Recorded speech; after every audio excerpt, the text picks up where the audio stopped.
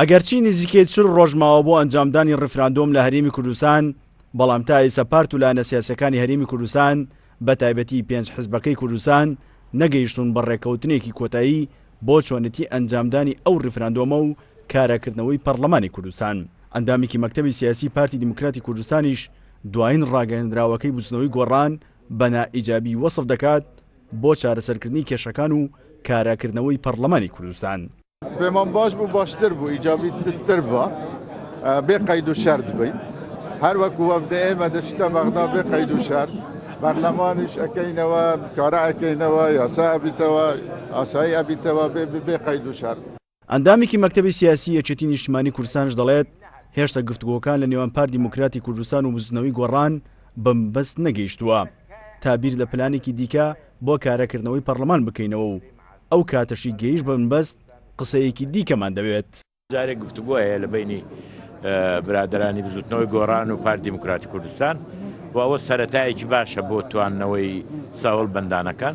من پێم وایە ئەمە شانسێکی بدرێتێ و هەر لایە کەمەک بە تەئەنیەوە عادەتەن چێشتیش بەو گەرمیە ناخورێت کە دەکوڵێت گەڕێ سارد بێتەوە کەمە. هەر سەبارەت بە کاراکردنەوەی پەرلەمانی کوردستان لە پێش ئەنجامدانی ڕفراندۆم، ئەندامێکی مەکتەبی سیاسی یەکگرتووی ئیسلامی کوردستان دەڵێت هێشتا بێئومێد نەبووینە لە کارەکردنەوەی پەرلەمان و گەڕانەوەی سەرۆکی پەرلەمان.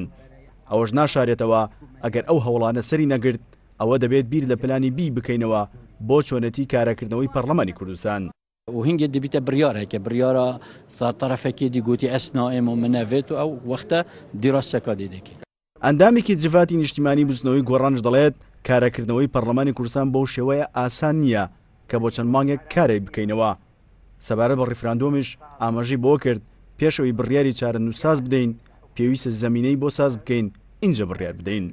ئەو دۆسیەیە ئەو جانتایە لەو کۆبنەوانەی باڵای ڕفراندۆم دەبێت هەر بژێ بێتە ناو پەرلەمان لەوێ خۆ پەرلەمان فراکسیۆنی ئەو حیزبانەی هەموو لێیە دەتوانن داکۆچی لەسەر 25 بکەن و 20 و بێڕوێن ئەو شتانەش بەڵام دەبی بێتە وێ دەرەیش قسەی لەسەر بکرێت.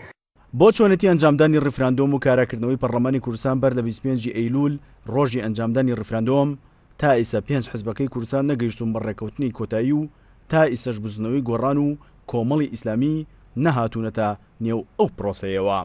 سیروە حوسێن، کوردسات نیوز، هەولێر.